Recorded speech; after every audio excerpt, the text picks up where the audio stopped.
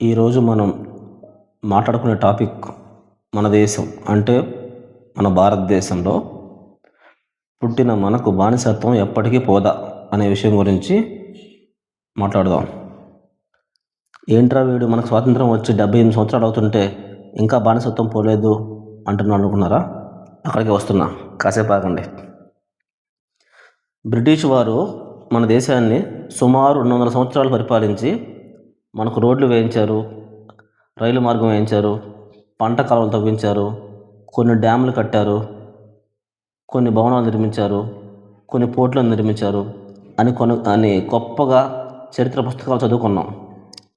నిజానికి వారు మన దేశ సంపదను వారి దేశానికి దోచుకొని తీసుకొని పోవటానికి సులభంగా ఉండేందుకు చేసిన పనులు కూడా మన కోసం, మన దేశం కోసం వాళ్ళు చేసిన మంచి పనులుగా చిత్రీకరించారు. చరిత్రను వక్రీకరించి రాసి బ్రిటిష్ వారి మీద మనకి ఒక పాజిటివ్ యాంగిల్ వచ్చేలాగా చేశారు. ఎంతలా అంటే వారు మన దేశానికి రాకపోతే, మనల్ని పరిపాలించకపోతే మన దేశం ఏమైపోతుందా అన్నంతలా. సరే, విషయంలోకి వెళ్తే వాళ్ళు వేసిన రైలు మార్గం, రోడ్డు మార్గం, పోర్టులు, కాలువలు, కొన్ని భవనాలు వాళ్ళతో పాటు తీసుకొని మోసుకొని పోలేక ఇక్కడే వదిలేసి వెళ్ళిపోయారు. అవన్నీ మనకే ఇచ్చి వెళ్ళిపోయారు. బ్రిటిష్ వారు వెళ్ళిపోయిన వారు మన మెదడులో నాటిన విషవృక్షం మాత్రం ఎప్పటికీ పోవటం లేదు. అదే బానిసత్వం. బ్రిటిష్ వారి దగ్గర 200 సంవత్సరాలు బానిసలుగా ఉండటం వల్ల మనకు బానిసత్వం అలవాటుగా మారిపోయింది. అది ఎలాగయ్యా అంటే 200 సంవత్సరాలు మనల్ని దోచుకొని, అవమానించి, నరక యాతనలు పెట్టి మన ధన మాన ప్రాణాలను హరించిన వారి పట్ల మనకి పాజిటివ్ కార్నర్. మనలో ఇదే బానిసత్వం తాలూకా భావజాలం. సుమారు 2 లక్షలు ఉండే బ్రిటిష్ సైన్యం 20 కోట్ల జనాభా ఉన్న భారతదేశాన్ని 200 సంవత్సరాలుగా పరిపాలించింది అంటే అర్థం చేసుకోవచ్చు మనం ఎలాంటి వాళ్ళం. ఏది ఏమైనా మన దేశ ప్రజలకు బానిసత్వ భావజాలాన్ని బ్రిటిష్ వాళ్ళు బలంగా మెదడులు నాటేసి వెళ్ళిపోయారు. దానికి ఉదాహరణగా చెప్పాలంటే, ప్రపంచాన్ని శాసించేటువంటి చాలా పెద్ద కంపెనీలకు మన భారతీయ సంతతికి చెందిన వాళ్ళే సీఈఓలు. అంటే వాళ్ళేమీ ఆ కంపెనీకి ఓనర్లు కాదు, సీఈఓలు అంటే నెంబర్ 1 పనివాళ్ళు అన్నమాట.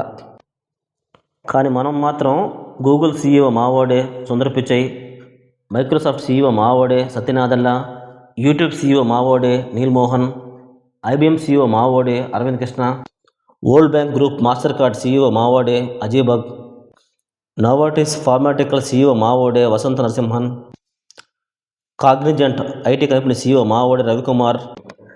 ఇలా అందరి గురించి ఎక్కడ లేని గర్వంతో చాలా గర్వంగా చెప్పుకుంటాం. కానీ వాళ్ళందరూ ఎవరయ్యా అంటే ఆ కంపెనీకి ఓనర్లు కాదు, పెద్ద పనివాళ్ళు, పెద్ద పొజిషన్లో ఉండే పనివాళ్ళు, పెద్ద పనివాళ్ళు. అన్ని తెలివితేటలు ఉండి, అంత సమర్థత ఉండి, ఒకరి దగ్గర వాళ్ళ టైంని డబ్బులకి అంటే గంటల లెక్క అమ్ముకుంటున్న బానిసలు అన్నమాట. అంటే పని బానిసలు అన్నమాట. ఎంతో కొంత వాళ్ళే నయం. పెద్ద పనివాడి స్థానంలో ఉండి ఇండియా వాళ్ళు అసమర్థులు కాదు, కేవలం బానిసత్వ భావజాలం కలవారు అని ప్రపంచం అనుకునే విధంగా ఆయన చేస్తున్నారు. ఇంకా కొంతమంది ఉంటారు మన దేశంలో. ఎవరయ్యా వాళ్ళంటే ఈ సినిమా వాళ్ళని పిచ్చిగా అభిమానించే, పిచ్చిగా ప్రేమించే ఎర్రి గొర్రెలు.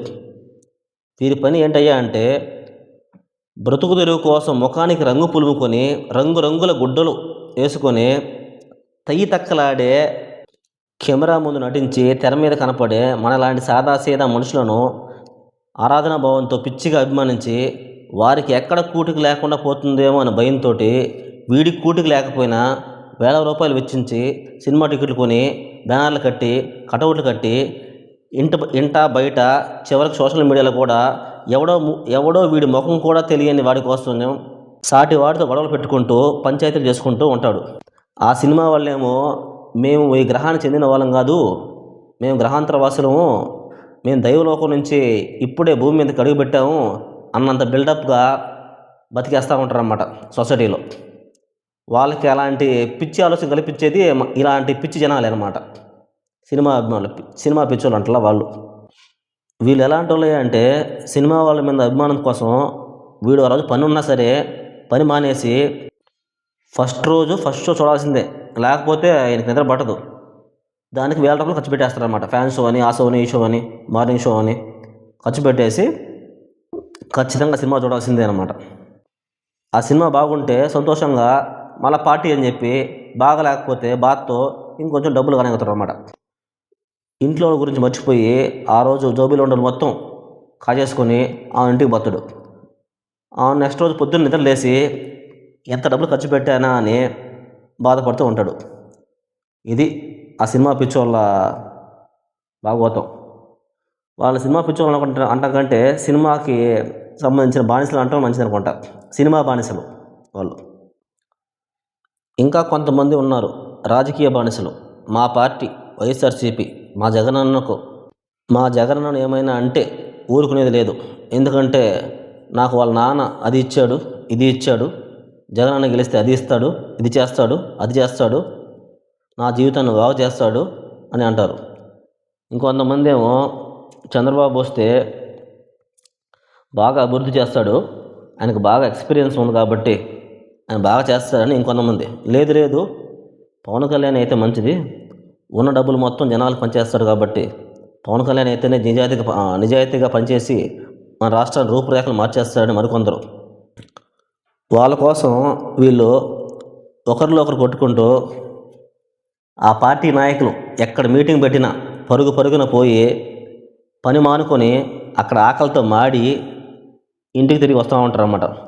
చుట్టుపక్కల వారితోటి పార్టీల పేరు చెప్పి గొడవలు పెట్టుకొని శత్రుత్వం పెంచుకొని ఎవరో ఎక్కడ ఉంటాడో ఎలా ఉంటాడో తెలియని రాజకీయ నాయకుల కోసం పార్టీ పేరు చెప్పి పక్కింటి వాడితో కూడా మాట్లాడరు. ఊర్లో ఉండేవాడితో కూడా ఎలాంటి సంబంధం లేకుండా రాజకీయ క్రీడలో రాజకీయ బానిసల మాదిరి జీవిస్తూ జీవనం కొనసాగిస్తూ ఉంటారు. వీళ్ళు సరికొత్త రాజకీయ బానిసలు అన్నమాట. వీళ్ళు తెలుసుకోవాల్సిన విషయం ఏంటంటే జగన్ అయినా చంద్రబాబు అయినా పవన్ అయినా వాళ్ళ జోబులో డబ్బులు తీసుకొచ్చాం పెట్టరు. మన దగ్గర ట్యాక్సుల రూపంలో తీసుకొని ఆ డబ్బులే మనం ఖర్చు పెడతా ఉంటారు. దాన్ని అర్థం చేసుకుంటే మంచిది ఎవరికైనా సరే. ఇంకొంతమంది ఉంటారు క్రికెట్ పిచ్చోళ్ళు. వీళ్ళు ఎలా ఉంటారంటే క్రికెట్ మ్యాచ్లు రాకూడదు అన్ని పనులు మానేసి నేను ఎంఎస్ ధోనికి అభిమానిని అని ఒకడు, నేను కోహ్లీ అభిమాని అని మరొకడు, లేదు నేను రోహిత్ శర్మ అభిమాని అని మరొకడు, పనులు ఉన్న పనికి మాలినతనంగా టీవీ ముందు కూర్చొని క్రికెట్ మ్యాచ్ చూస్తూ జబ్బలు సరుచుకుంటూ మ్యాచ్ గెలిస్తే ఆనందంతో, మ్యాచ్ ఓడిపోతే బాధతో ఉన్న డబ్బులు మొత్తం ఖర్చు పెట్టుకొని ఫ్యామిలీ సంగతి గాలి వదిలేసి క్రికెట్ని పిచ్చిగా అభిమానిస్తూ బానిసల్లాగా బతుకంతా ఎల్లదీస్తూ ఉంటారన్నమాట. ఆ క్రికెట్ వాళ్ళేమో అడ్డమైన యాడ్లు చేసి జనాల మీద రుద్దుతూ కోట్లు సంపాదించి విలాసవంతంగా బతుకుతూ ఉంటారు. అసలు వాళ్ళైతే భూమి మీద కాలువ పెట్టరు, ఆకాశంలో నడుస్తూ ఉంటారు అన్నమాట. అంత వలసిపోద్ది వాళ్ళకి. ఈ ఎర్రి గొర్రి జనాలేమో ఆ క్రికెట్ వాళ్ళు ప్రమోట్ చేసినటువంటి ఆ పిచ్చి బ్రాండ్లన్నీ తిని తాగి ఫ్యామిలీని పోషించకపోగా ఆ జబ్బులతోటి హాస్పిటల్ పాలయ్యి కుటుంబానికి ఇంకా భారం అవుతూ ఉంటారు అన్నమాట. ఇది మన భారతదేశంలో బానిసల పరిస్థితి. ఇలా చెప్పుకుంటూ పోతే చాలా రంగాల్లో ఎక్కడ లేని బానిసత్వం తయారైపోయింది అన్నమాట.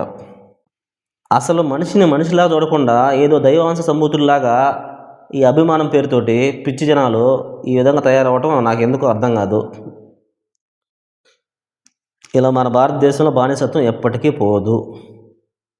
మన బ్రతుకు మనం బతుకుతూ మనం కష్టపడి సంపాదించిన డబ్బులు ఏదో ఒక రూపంలో దోచుకున్నటువంటి సినిమా వాళ్ళని, రాజకీయ నాయకులని, క్రికెట్ ఆటగాళ్ళని వాళ్ళందరిని అభిమానిస్తే ఏమొస్తుంది దెబ్బ నాకు అర్థం కాదు. అభిమానించడం మానేసి మన పని మనం చేసుకుంటూ మనల్ని కన్నవారిని మనల్ని కట్టుకున్న వారిని బాగా చూసుకుంటూ వారికి ఆనందాన్ని ఇచ్చే పనులు చేస్తా, వాళ్ళకి ఆనందాన్ని ఇస్తా, సమాజంలో నీ తోటి వారితో స్నేహంగా ఉంటా, ఒకరికొకరు సాయం చేసుకుంటా మంచి సమాజాన్ని తయారు చేసుకోవాల్సిన మనం ఇలాంటి బానిసత్వ భావజాలంతో బ్రతికేయటం మన దురదృష్టకరం కాక ఇంకేమో చెప్పు. చివరగా ఒక మాట, నేను పైన చెప్పిన సినిమా వాళ్ళకి, రాజకీయ నాయకులకి, క్రికెటర్లకి మనల్ని 200 సంవత్సరాలు బానిసలుగా మార్చిన బ్రిటిష్ వారికి పెద్దగా తేడా ఏం లేదు. అందరూ ఒకటే. ప్రజాధనాన్ని అన్యాయంగా కొల్లగొట్టి దోచుకునే దొంగలు, దోపిడీ దొంగలు. ఇట్లు మీలో ఒకడు సామాన్యుడు. మళ్ళా కలుద్దాం.